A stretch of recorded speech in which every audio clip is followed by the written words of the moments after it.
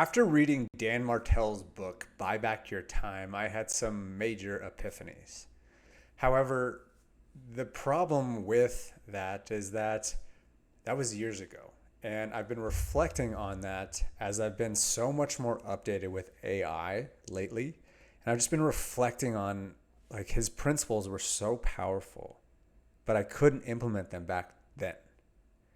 Now is a completely different story, and I want to share with you my revelations, my realizations, and how much that book massively impacted me, and how it can help you too in this age of AI systems and just overall increase in production. What's up, guys? My name is Nico Rapklis, and we make a lot of different types of videos on this channel. A lot about mindset, a lot about subconscious identity work, but I also love talking about AI and systems. I sit on the board of one of the most powerful AI companies in the world called the AI Surfer. They have millions of followers, and they've really just opened my eyes in addition to what I've learned from Dan through his book. And I want to share that. I think it's absolutely important to understand this stuff on a deep level because there's so many misconceptions around AI and like what it is and what it can actually do. And I've just been in the direct area of AI for the last like 2 years now, and coming back to Dan's book and seeing like all the principles that were instilled in me, the most important ones. I mean, he shares a lot of them, but I strongly believe there was a few direct principles in that book that drastically changed everything for me. And I love talking about this stuff so that I can internalize it even more and then help you guys at the same time. So throughout this video, comment down below which is your favorite principle that we talk about.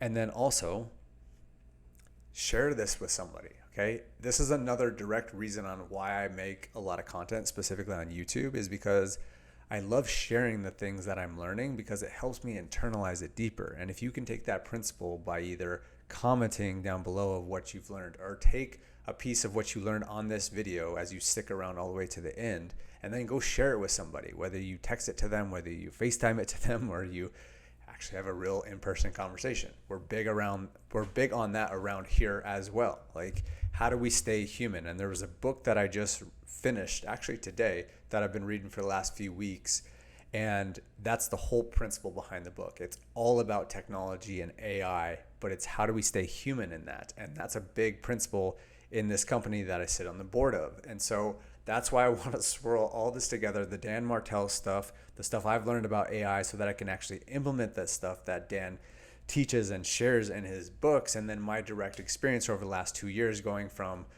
cool principles, not knowing what to do with them, to now like fully optimized doing them, got things running in the background. I've got, my marketing team set up that are all AI agents that are setting things up for me after I finish this video and go have my marketing meeting with them. It's insane. It's absolutely bonkers. So let's dive into this because it's nuts. And so here's one of the first and foremost things, okay? I thought this was really fascinating because Dan actually put it at the end of the book, which, I don't know, it didn't make a whole lot of sense to me to put it at the end of the book, because I truly believe that it was the most important thing in the entire book.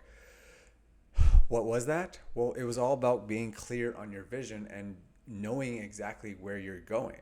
And so this has been my ethos for a long time. If you've been on this channel for any period of time, you know that we created a company called Vision Espresso that is all directly related to that and how important and imperative it is. And we built an AI system around that so that everyday entrepreneurs can implement their vision on a subconscious level so that it becomes their identity, and then they can revisit that every 90 days. It's so cool. But it's the most important thing. And I was just like, I was kind of baffled why Dan put that at the end of the book. Knowing that, I heard a stat, I think it was like last year, talking about how like, I think it was like around 2% of people finish books, which is not so surprising by any means. So if it's 2% of people that are finishing the books and you're putting the most important thing at the end of the book, very few people are actually getting to that point and reading one of the most important parts. I mean, because here's the thing, think about it from this lens. If you are going on a vacation and you're driving across the country, are you just going to say, hey, we're in California, we're going to go east, when your direct destination is in Destin, Florida, right? You're not just going to say, all right, we're going to drive east, or, let's start driving, let's start taking action, and then hopefully we'll end up there. That's bonkers, right?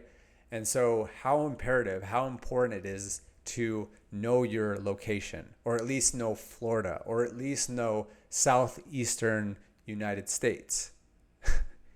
Something around that. It's like everything, because you think about it. Let's take this metaphor, right? Let's say the car is what you're driving in, and that's your AI systems. That's the things that are actually going to save you the time, right? And that's great. And that's what the rest of the book was all about, and I'll share more about that and how amazing it is, right? But if you build this car, and it's this most amazing car, and it's the most time efficient car, and it's the best efficiency on gas car, and it's just it's so dialed in, yet you're just like, all right, cool, let's go. That's ridiculous, right? If you're in California and you're wanting to go to Destin, Florida, and you just say go with this amazing system, you're screwed. You might end up in New York. You might end up in Montana. You might end up in Texas. And then you're like, oh, well, what do we do now? See, the thing is, eventually you got to get clear. At some point.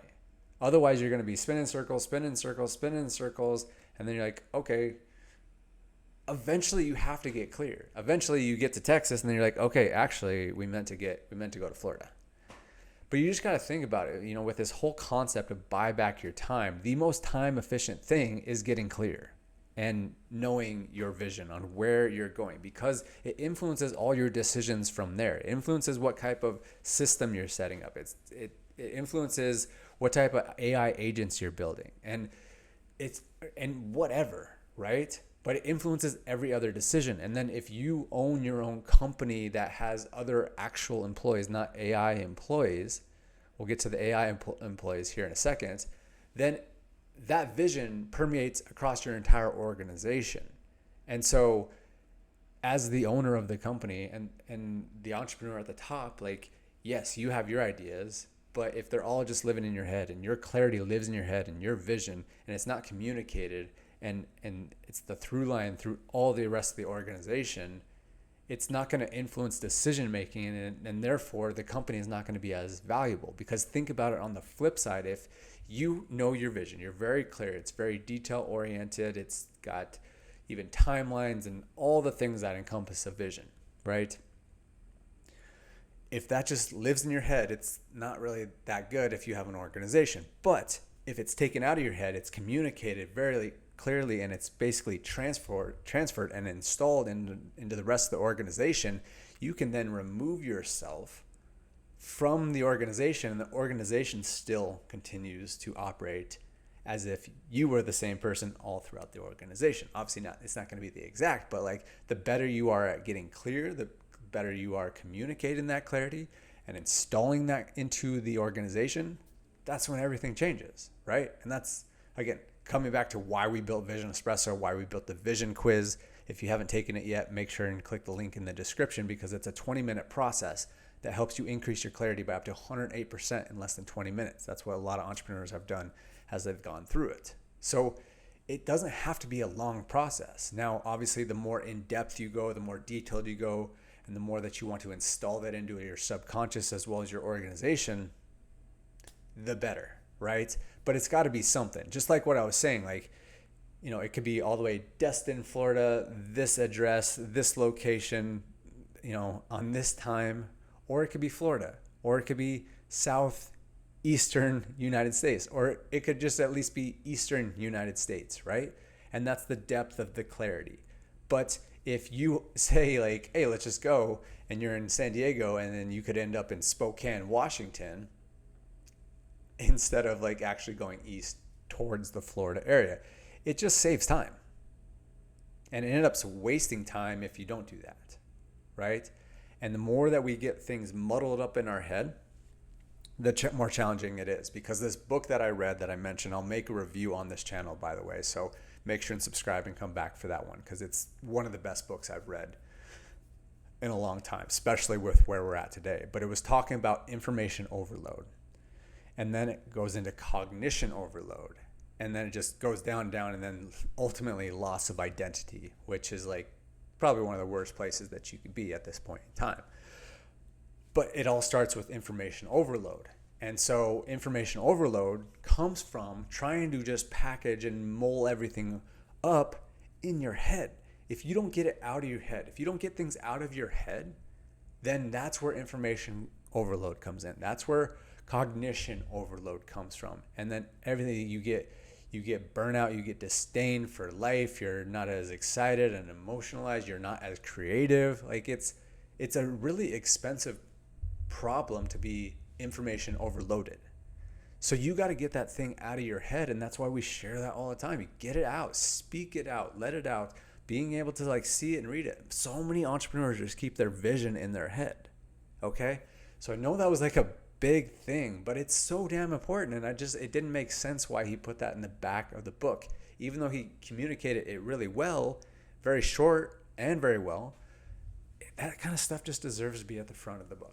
Okay, so now with that being said, let's start talking about the actual system. Once you do have that clarity, then it's like, okay, what system do we want to develop? And here's the thing that I really wanted to share. It was on my heart to like get out and share with people. I think about this a lot lately because, I was a typical person to just like take action, but also sometimes I wouldn't be the type of person to take action. I would have like all this, information overload, but shiny object syndrome.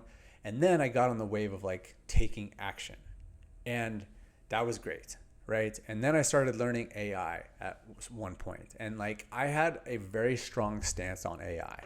Basically, my stance was you just got to be a really good communicator. You got to be very clear on your vision, and you got to be a good communicator. Tell that to AI, and then it's going to save you so much time, energy, money, resources, all that. It's slightly shift on how I see it. My perspective is slightly shifted, and it's really, really important because if you don't implement what I'm about to share with you, I like to call you eventually will reach a point of diminishing returns where it doesn't make as much sense. Now, I was having a conversation yesterday with someone, and she is really good with AI. She's really good at being very clear on her vision. She's really good at being like communicative to AI, but she's missing one thing, and it's actually wasting a lot of her time. And again, I was operating like this for quite some time. Okay. So yes, clarity of the vision and knowing where you're going and then communicating that. And also on top of that, being creative, which again comes from not being informationally overloaded, right? And a lot of other things that I'll get to probably later in this video. And again, I'll talk about that book that I read. Here's the thing, is that just like, building any type of organization, the better your relationships are with the rest of that organization, the more that you get to know them, the more they get to know you, more importantly, the better that an organization that it'll be, the better that your team will be, because they're getting to know you, right? And you got to think about that. Ultimately, what I'm talking about is memory, okay? Because let me ask you this question. Have you ever been punching in on your whatever LLM that you're using? Is it ChatGPT or Claude or Gemini or whatever? It doesn't matter. They're all very great, right? But have you ever experienced this where you talk to whatever you're talking to, and you might even be very clear on your vision. You might be a great communicator and sharing that vision, and then you share something with it, and then you come back a few days later, a week later, a month later, and hey, remember that thing we were talking about? And it just like, you can tell it doesn't recognize it. And it's almost like, this is the way I really believe if you don't have it set up the way I'm going to talk about, is that it's like this brilliant, masterful employee that has amnesia. It's not good, right? Obviously, it's great for short term, but again, coming back to vision, it's so important to think long term. If you have systems that are set up where they're not adhering to your long term vision and they're not remembering that, then it's a time waster. And again, coming back to Dan's book, Buy Back Your Time, the way I see it right now is most people are buying back short-term time. They're like, okay, I'm building all this stuff with AI, I'm doing these things, but it's not really remembering everything. Okay? And so you're buying back short bursts of time, but that can be very costly in terms of long-term time. And we have to think about long-term always. Like, what's going to be the benefit and the goodness that comes out of this long term, not just today, not just tomorrow, not just next week, but next year, next decade, right? Because my plan is to live that long. I don't know about you guys. So what I'm saying is that, like, if you're going to your ChatGPT or whatever you're using and you're having to re-explain things over and over and over again, and maybe you're even creating documents and dashboards and cool things that are great and that are very helpful, but if it's not remembering or the data isn't holding, then that becomes really frustrating. And I was there not even that long ago when I started making these dashboards. And I think I even made a YouTube video on here. You guys can go check it out. But I was showing these dashboards that I built out. I took the entire weekend to build out this dashboard. And I was like, wow, this is really cool. It's going to like hold all this data. It's going to remember things. And I built it and it was awesome. And then I came back like a couple days later and I was like, doing my thing. And I was like, wait, what's going on? Like, where's the data? I told you all these things. And it's just like, what? What do you mean? Like, no, you didn't. Basically, we were kind of like having a little mini argument. I wasn't yelling at it too much. I have done that plenty of times.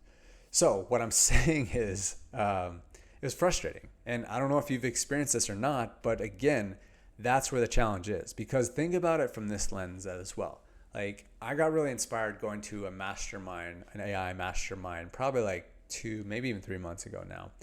And they just said something, and I've heard other people say it as well, where they're talking about Iron Man's Jarvis. It was like his side buddy assistant that like knew everything about him and like remembered things. It was just like constantly updated and knew what was on deck for that particular day, that particular moment. And so when I heard that, I was like, wow, that's really cool. Like, I want my own Jarvis. And that's when I started building it. And then that's when I started building these dashboards and thinking that I had everything. And then, like, again, the dashboards data would just dissolve or whatever. And it was just frustrating. And I had to keep on like feeding it, keep on telling it, and keep on updating it. And it was just like, how is this going to work? Like, I'm not going to keep on like updating you with everything. Like, I need to figure out how you can remember and I can keep updating you on my life so that we can continue to move forward together. And that's when everything changed. And again, this is all coming back to what I'm talking about in Dan's book about buy back your time. And the way I view it is look at things that are not going to give you diminishing returns. Because eventually, if you keep operating like that and you keep on reinforcing and retelling it every single time, like, that's wasting so much time. And so for me, and I made a video again on this and I showed my dashboard about it was a time tracker because I want to see where all my time is going. I'm always looking from first principles thinking. I want to know where my time is going because there's going to be a lot of decisions that stem off of that. Again, this is all stuff that I learned from Dan, and then I just applied it into a tech space where I could actually see it. So I connected an app called Rise, R-I-Z-E, and then I connected to this dashboard. And again, but I was having challenges with it. And it was like refreshing and not always changing. And, these things just took me long times to actually build these things out. And I felt like it was worth it. But I started recognizing that I was spending so much time just updating Claude. I was like, hey, Claude, remember this? It's like, no, not really. And I was just updating. It seemed like almost daily I was getting to the point where I was just updating.